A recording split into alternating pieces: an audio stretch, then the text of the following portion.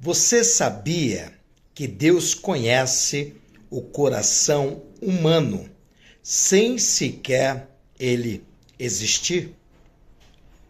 Veja o que diz o livro de Salmos, de número 139.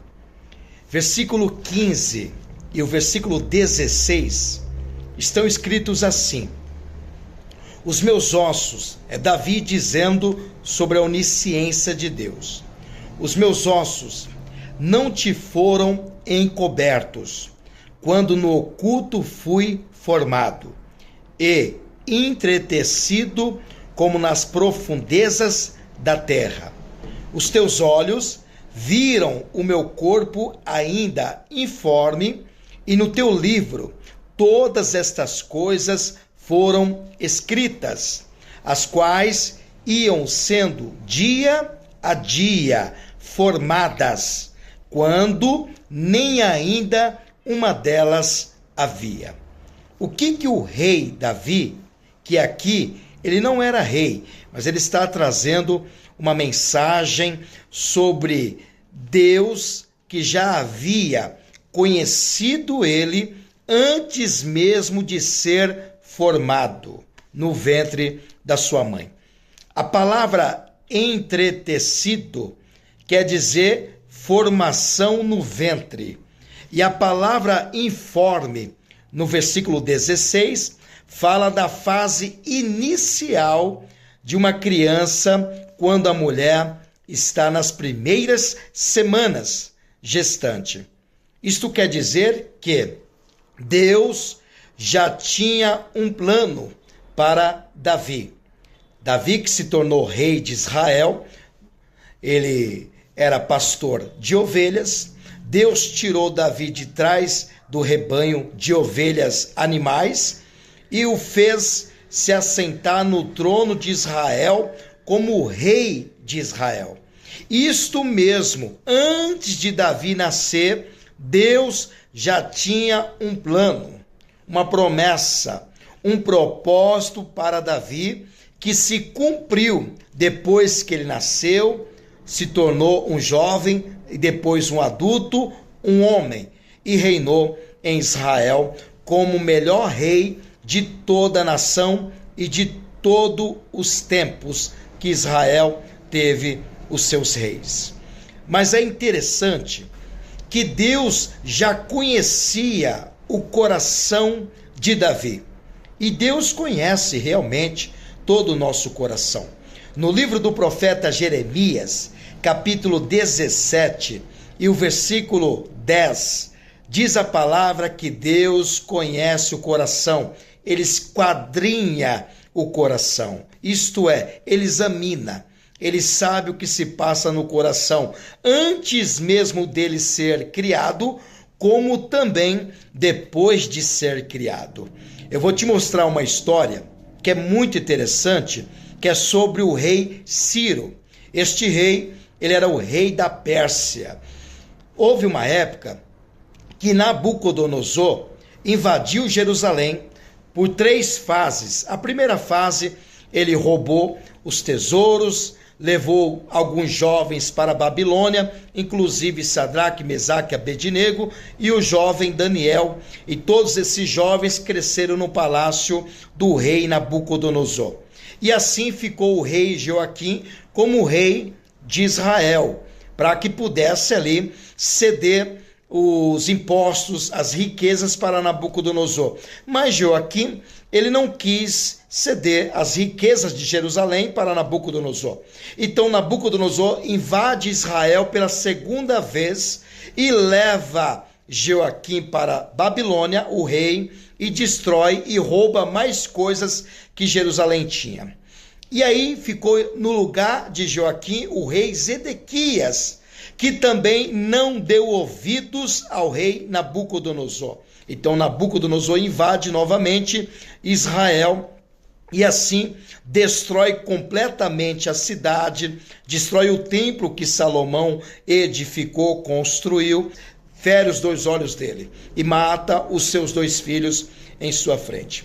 Tudo isso aconteceu como o profeta Jeremias havia anunciado.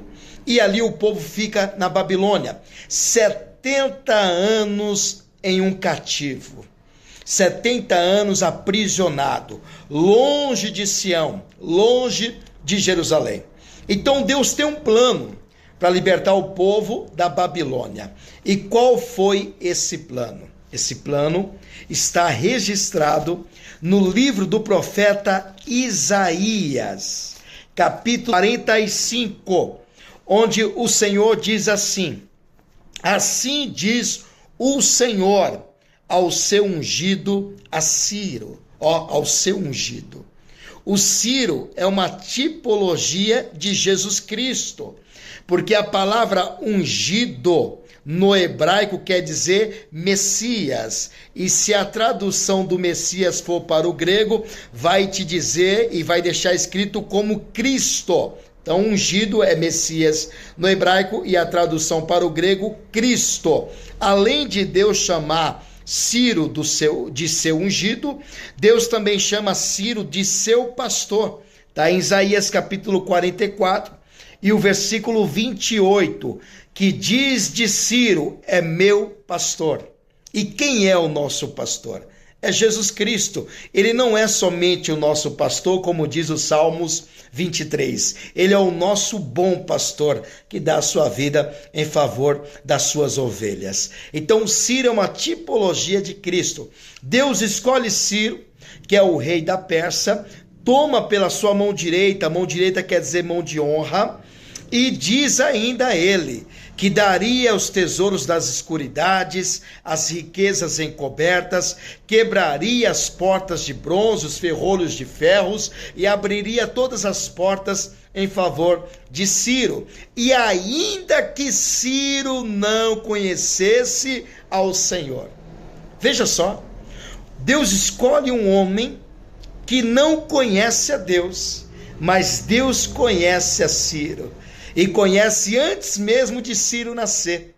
Porque a profecia de Isaías para Ciro é cerca de 200 ou 150 anos antes de Ciro nascer.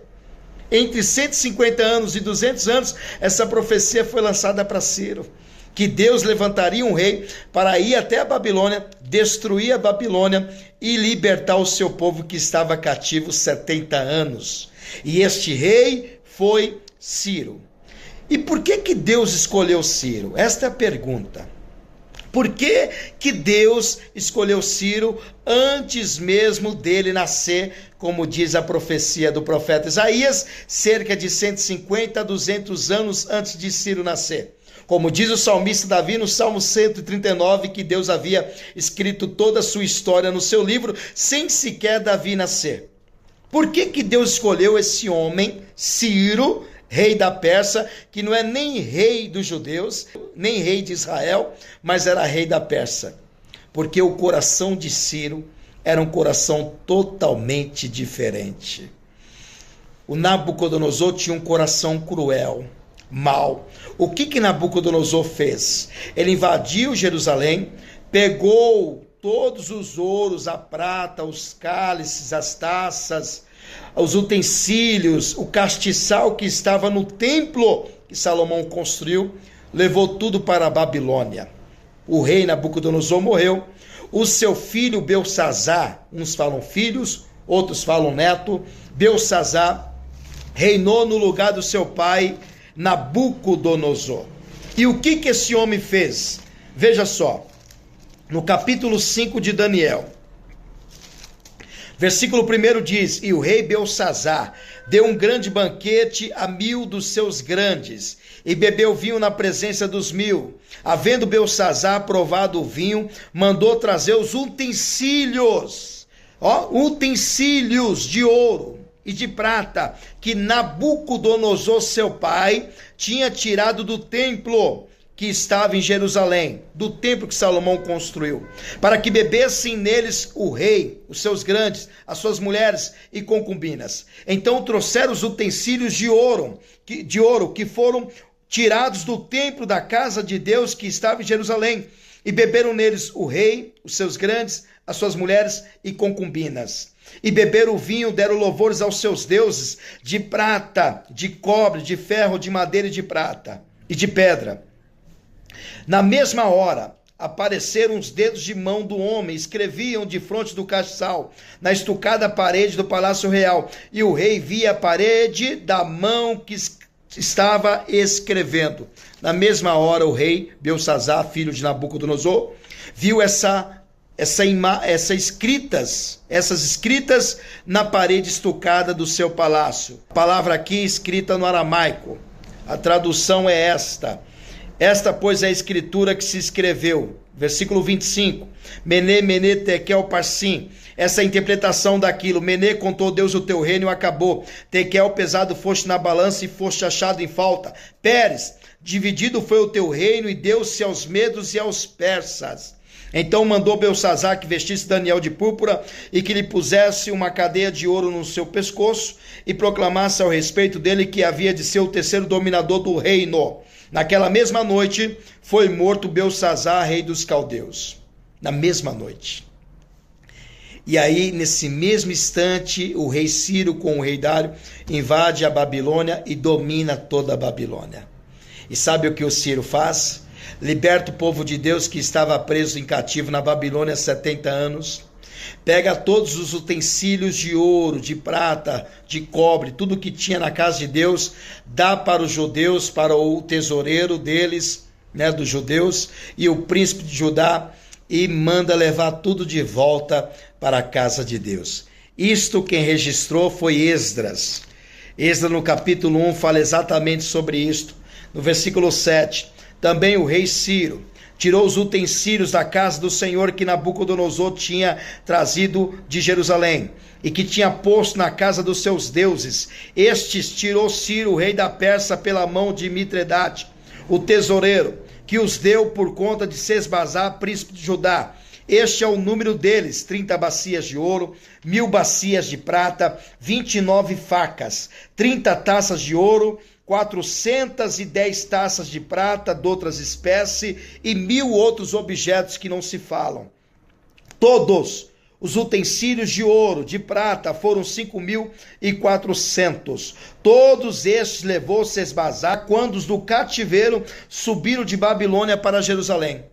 Ou seja, enquanto Nabucodonosor tirou o ouro, a prata da casa de Deus e destruiu o templo de Deus e levou toda a riqueza da casa de Deus para a Babilônia e usufruiu disso seu filho, o rei Ciro pegou tudo que era de Deus e mandou levar tudo para Jerusalém para a reconstrução do templo. Deu tudo de novo para Deus. Ou seja, enquanto Nabucodonosor tira do altar que é de Deus, o rei Ciro coloca no altar o que é de Deus. Ou seja, você é de quem tira do altar ou você é aquela pessoa que coloca no altar? Como assim? Tem pessoas que tiram os dízimos do altar, as ofertas alçadas, os votos, os holocaustos, os sacrifícios. Ao invés de colocar no altar o que é de Deus, tira, não devolve o seu dízimo, não devolve a sua oferta, não faz os seus votos, seus sacrifícios a Deus. Tira tudo o que é de Deus e ainda quer a bênção de Deus sobre a sua vida. Veja o que aconteceu com Belsazzar, com Nabucodonosor. Nabucodonosor morreu. Belsazzar, seu filho, morreu. A Babilônia foi destruída e dominada pelo rei da Pérsia, Ciro, e pelo rei dos Medos, que é Dário. Os dois dominaram a nação da Babilônia. Ou seja, foi só destruição, só prejuízo, só desgraça que aconteceu na Babilônia, porque Nabucodonosor e Belsazzar tiraram do altar o que era de Deus. Agora veja o que aconteceu com Ciro. Ciro virou um dominador do mundo. Deus deu todos os tesouros das escuridades a ele.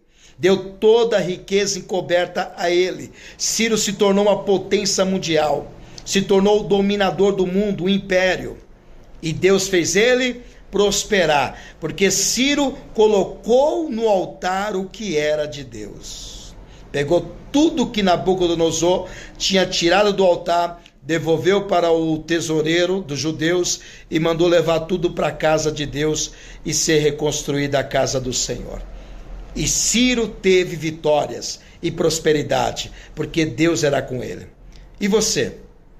Você é de tirar do altar ou você é de colocar no altar? Quem sabe você ainda nada dá certo na sua vida porque você só tira do altar. Você tira o dízimo, tira a oferta alçada, tira os votos, propósitos, e você quer que dá certo. Não tem como dar certo. Agora, se você fizer como Ciro fez, colocou no altar, Deus vai te dar domínios. Você vai dominar. Você que trabalha por conta vai vender, vai prosperar. Você que trabalha numa empresa, sua empresa vai crescer, seu negócio vai crescer, você vai ganhar promoção nessa empresa, você vai subir de cargo, você vai ganhar aumento de salário, porque você é Ciro. Você coloca no altar. Então coloque no altar os seus dízimos, as suas ofertas. Honre ao Senhor com as suas primícias, e Deus também te honrará.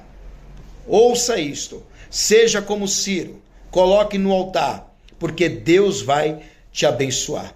Faça a sua oferta, seu dízimo. Mande o comprovante para nós. Nós vamos imprimir e consagrar no altar. Colocar o seu nome no livro memorial para oração. Segue a chave Pix da Paz e Vida. Faça o seu Pix da sua oferta, do seu dízimo, na chave Pix do CNPJ da igreja. Envie o seu comprovante para a nossa secretaria. Nós vamos imprimir, consagrar no altar e colocar o seu nome no livro memorial para oração. Faça isto, porque Deus vai te abençoar. Ele conhece o seu coração. Estão aí embaixo as contas, o CNPJ da igreja, a chave Pix, está aqui. E está o número também do WhatsApp da nossa Secretaria da Paz e Vida, sede no Distrito Federal, para que você possa encaminhar o seu dízimo, a sua oferta, e Deus te abençoar como Deus abençoou o rei Ciro. Esta é a pergunta. Você é Nabucodonosor, Belsassar, que tira do altar, ou você é Ciro que coloca no altar? Aqueles que tiraram do altar tiveram destruição no seu país e todos eles morreram. Agora Ciro colocou no altar, teve prosperidade e foi um império, dominador do mundo, porque Deus era com ele e abençoava a sua vida, porque Ciro colocava no altar o que era de Deus. Deus abençoe, que Deus te guarde, te livre de todo o mal e que te faça prosperar.